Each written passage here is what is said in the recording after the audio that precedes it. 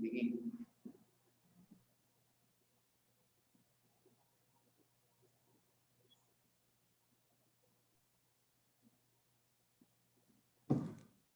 Ok. Green. São a todos. Contigo, professor Galera.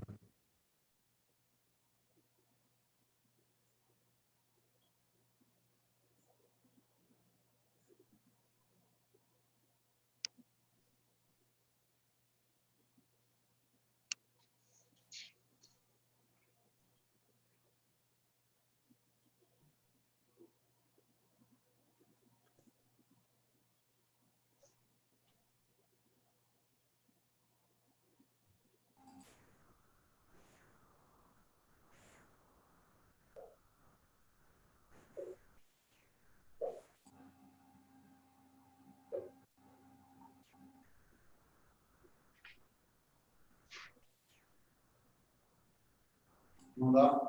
Quando quiser começar, professor Galera, fica à vontade, tá? Just 1 minute, please. I don't know what is going on here.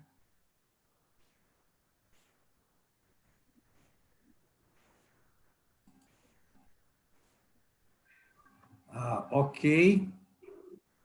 Hello, everybody. We are now starting this special session, INCT GNSS Navier, Integrated Space Weather Geodesy and Air Navigation. The chairs of this session are myself, Galera Monico from Unesp Brazil, and Dr. Eurico de Paula from INPE, also Brazil. We'd like to say thank you very much for the organizers of the SBGEA for providing us the opportunity to present the session about our INCT. And also thank you for the audience and thank you for attending this session. Here we have one schedule of this session. We are going to have 5 presentations before the break and 4 presentations after break. I'd like to say thank you also for the people that submit papers and especially for the invited speakers.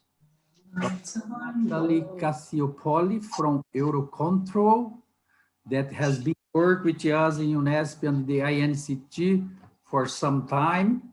He is from Eurocontrol, responsible for the Pegasus software. That's quite important for our project, once it allows to make some analysis of GIBAS data and results. And also to schooling from Stanford University, also a specialist in GIBAS and SBGEA, will provide also terminology about the problem of ionosphere related with SBGEA and GIBAS. So thank you for the invited speakers as well.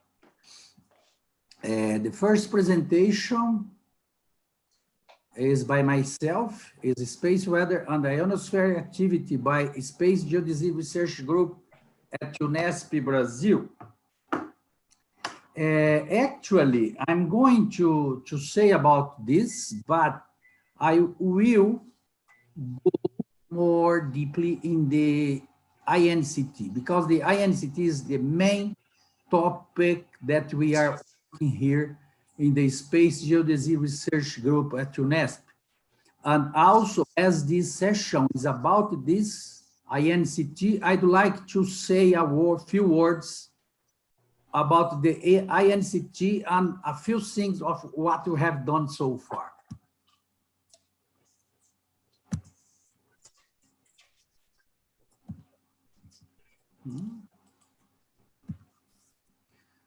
So I'm going to say a few words about GNSS Navier project, the aims, what we have done so far, and then some final comments. It is a 6-year project named GNS Technology to support air navigation. And the short name that we call is GNSS Navier.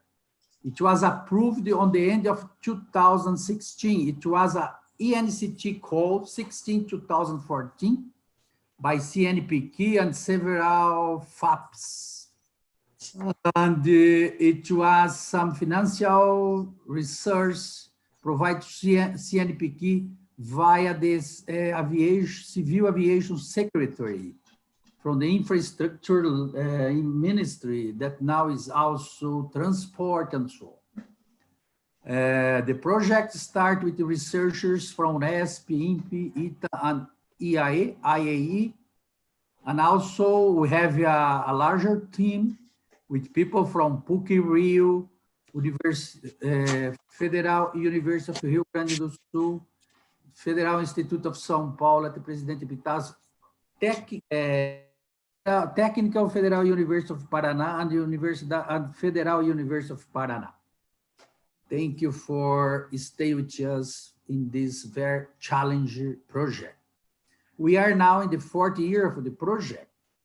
And another very important point is that this project was also approved by FAPESP as a public policy project, Política Públicas.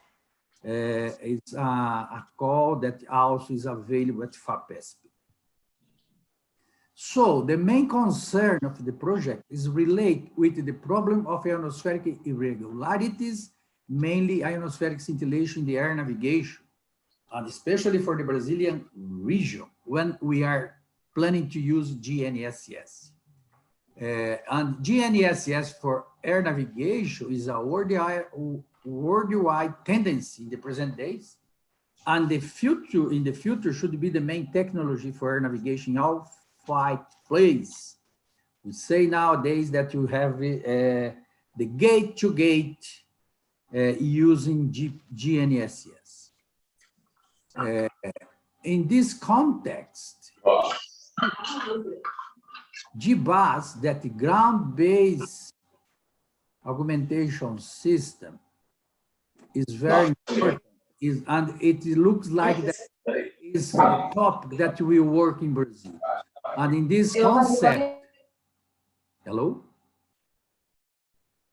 We have to transmit corrections in order to improve the navigation accuracy with the aim of provide capability for precise landing.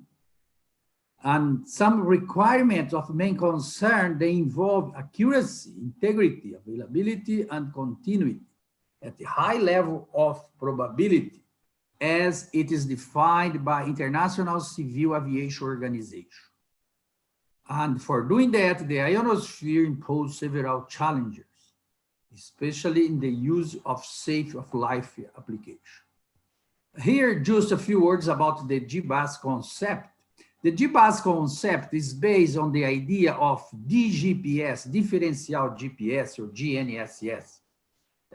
We have one station that you know the position very well, and we also know the position of the satellite, so we can compute the distance between the satellite and the reference station. And as we also make the measurement, we can compute a correction and also a rate of the correction variation. And we assume that in the aircraft, they have the same atmospheric condition.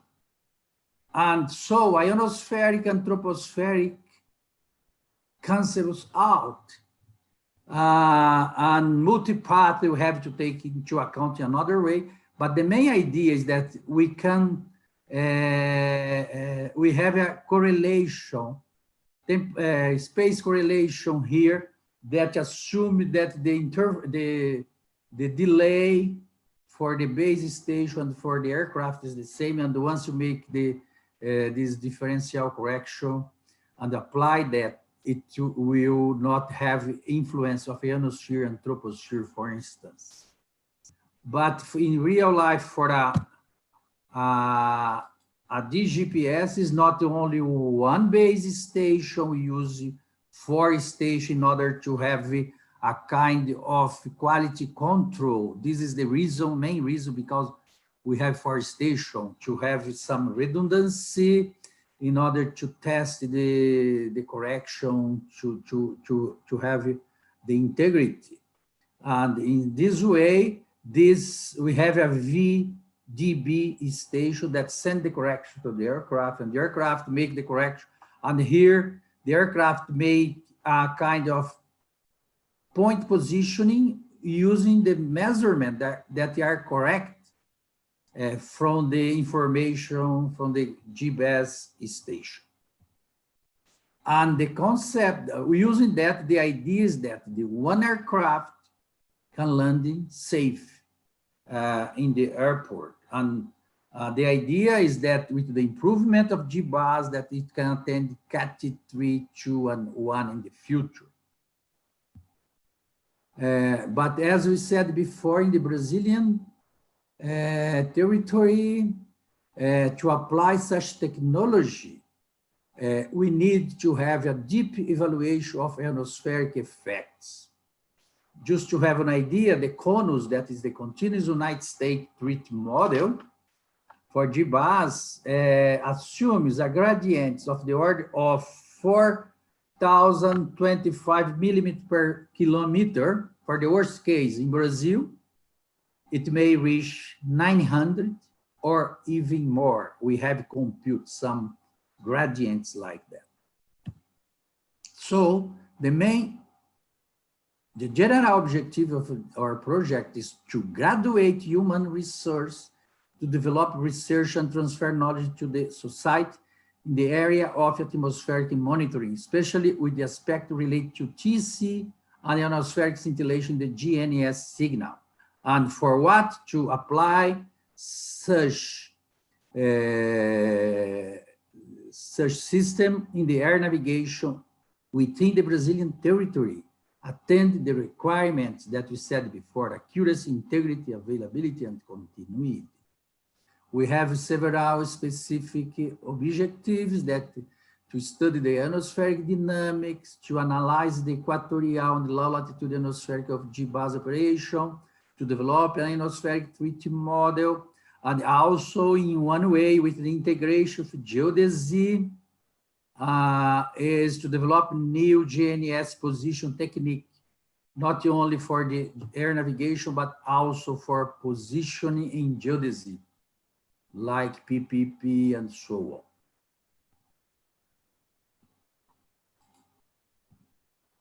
on. And improve, try to work in some way that you can help to improve the GNS receiver's performance, and also to provide knowledge transfer to the public and private sector, and to promote the technology dissemination for the general public, and to the use about the use of GNSS in daily life activities of the society.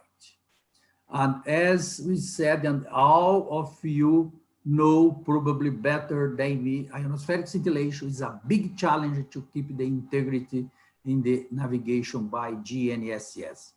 Once we have a problem, some irregularity in the ionosphere, we will have a problem to receive the signal. Sometimes we even didn't receive. There is a loss of log. But even if you receive the signal, it's likely that it will have a degradation in the quality, and it is due mainly to the plasma bubbles that I heard that a lot of presentation in this event.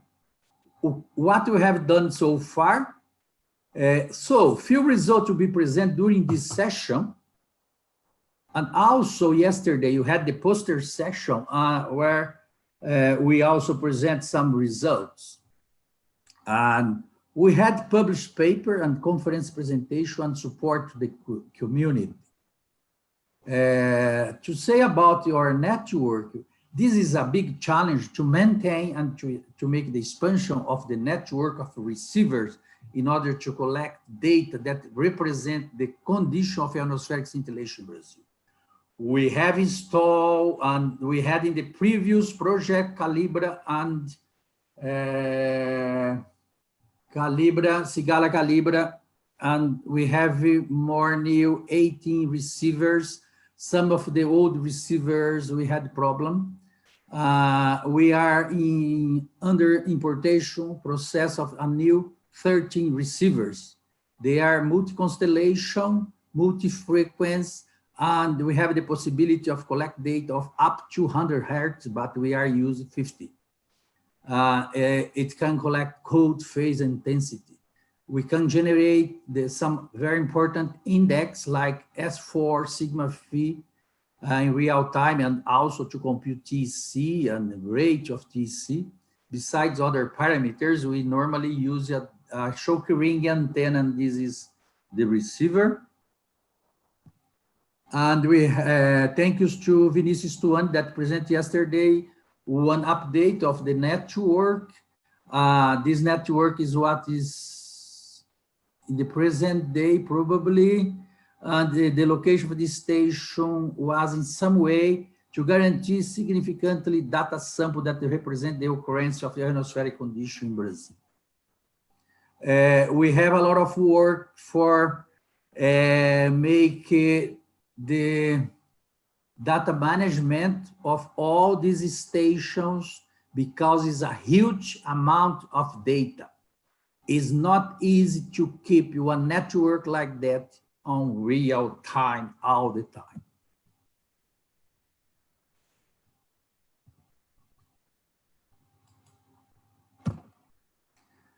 We have also a hardware GNS simulator. It is a Spirit that you have for L1 multi-constellation and multi-frequency for GPS and Galileo.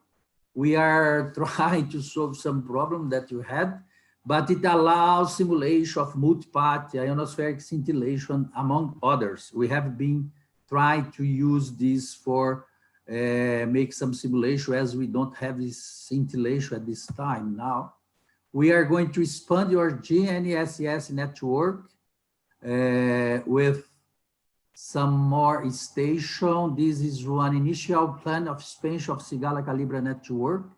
And probably we will ask for some of you to provide some infrastructure to install a new receiver. We have to make dissemination of science and technology. We have some of our members that go to the secondary school to present some initial idea of our project and about GPS. We made a presentation about the maths of GPS for position. And we had another kind of dissemination, like the municipal week at Prudente of technology and ciências, Feira de Technology here, and some another presentation. Considering July 2020, we have some number of work that we've ended and some that is going on. So here is the number of graduation students, scientific initiation, Master of Science, PhD student. It's quite important, this topic here, and postdoc. We have been working very, very hard with the graduation of a student, either as undergrad, master, PhD, and postdoc. We have several contributions, but here I just want to say about the system, a system that was developed to evaluation of ionospheric treat model for GIBAS in Brazil. It was named Moreeon, developed by Vinicius Tuani. Thank you, Vinicius, for your PhD. That was quite important for the project. And the results show that it's not all the time allowed to use GIBAS in Brazil, considering the requirements. In the winter, we didn't get any problem. This is initial results, but in the winter, we didn't get any problem. In the Porto Alegre airport, also no, but in Guarulhos, Galeão, Brasilia, and Recife airport, we had some restriction during some time that the gradient doesn't allow to use the GIBAS as it is now. But probably with the GNS multi-frequency, the condition will improve considerably. Another point that you have the Ismer Query tool that was developed in order to provide support, because we have a lot of data, as I said before, and this tool is to provide some way to make some insight in the database to explore if you have scintillation or no. And this tool was very important for several research, either in Brazil or in the world, that they use this tool to make some publications, some analysis of scintillation so far. We need also to make approximation with the industry and public sector. In this way, we start a collaboration, a cooperation with IACT. IACT is developing a GIBAS. With Boeing Brazil, we have a development of project about ionospheric studies.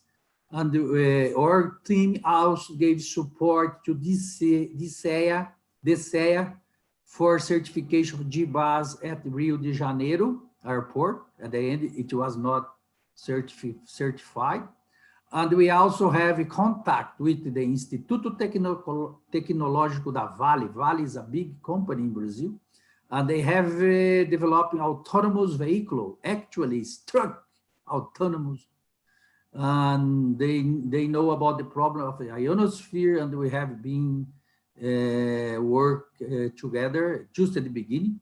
And also the precision agriculture sector, they demands a lot of information from us. What to do next is so many things. And we have a big challenge, and fortunately, we have a very good team that we are exploring these two next years to do the most that you can. Final comments: GNSS Navier is under development. Research human information is one of the strongest aspects of our INCT.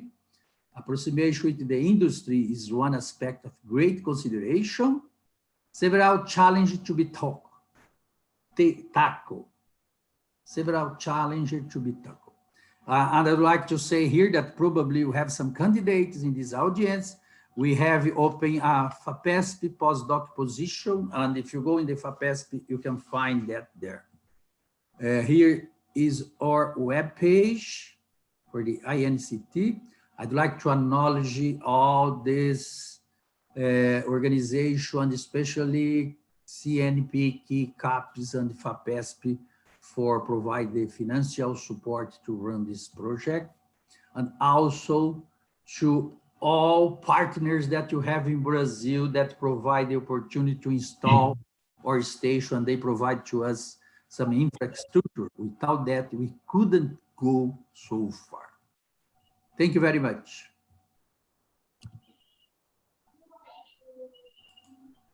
Well, okay, galera.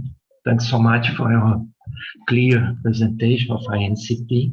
We are open for a few questions.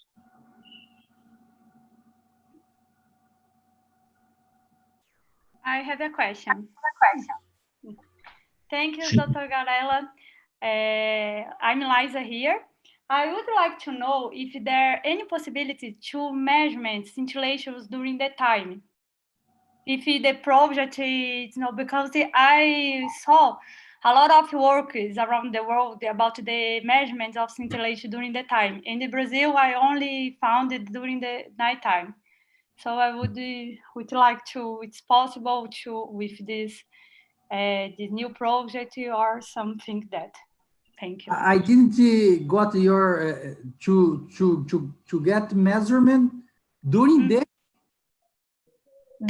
Sorry? I didn't get your. I understand most of your question, but maybe I didn't get the main topic. It is possible to measure scintillation during the time. Yes, during the time. Because I saw there a lot. Time. Yes, because I saw there are a lot of workers now people started to have idea during the time, during measurement of scintillation during the time. In the Brazil, we only to see about during the nighttime. So you say during the day. daytime, yes, during day. Yes, I didn't get it. Yes.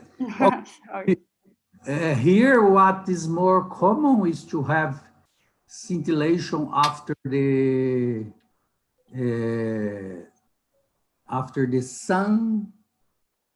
sunrise. I lost the word. Sunset. The night. Sunset. Yes. After sunset. Sunset. Yes. Sorry about that. But when we have some kind of anomaly like storm, we can also measure the scintillation. This is a special condition in Brazil that we have this formation of the plasma bubbles during the after sunset, and that provides some ionosphere is the main condition. That maybe Eurico can help me about that because he.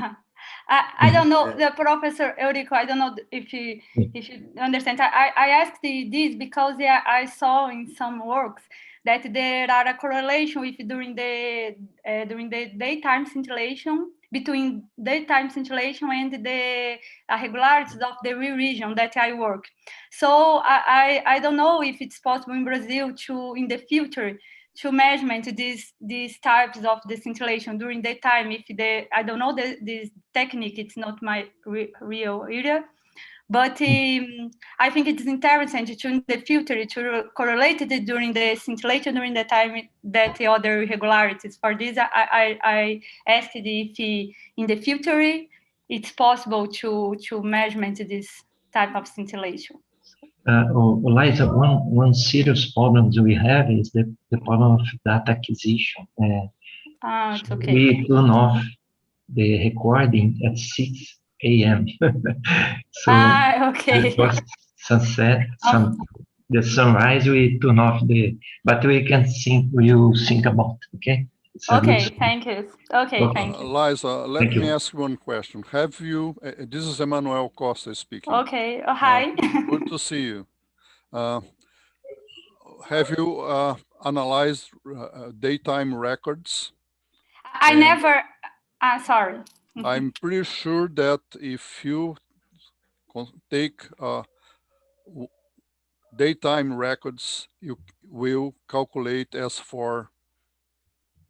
And the question is, what kind of levels are you getting from this analysis? Are they high enough? Are you sure that you are obtaining results from ionosphere? Are you sure you're not mixing them with multipath or other tropospheric effects? So if the levels are so low, then you probably have multipath and other effects to consider. Okay. That would be my point, at least in equatorial and low latitude regions. Okay, maybe mid latitudes it's easier to measurement. Don't know if it. Yeah. First, Anyway, I'd like we to have see what kind of receivers. levels are you observing. We have them collect the data, and we can analyze it. If you use this Ismer Query tool, you can maybe find something there. Okay, thank you. Okay, thank you. We have to move to the next talk. The next talk will be Paulo. Paulo, you talk about the assessment of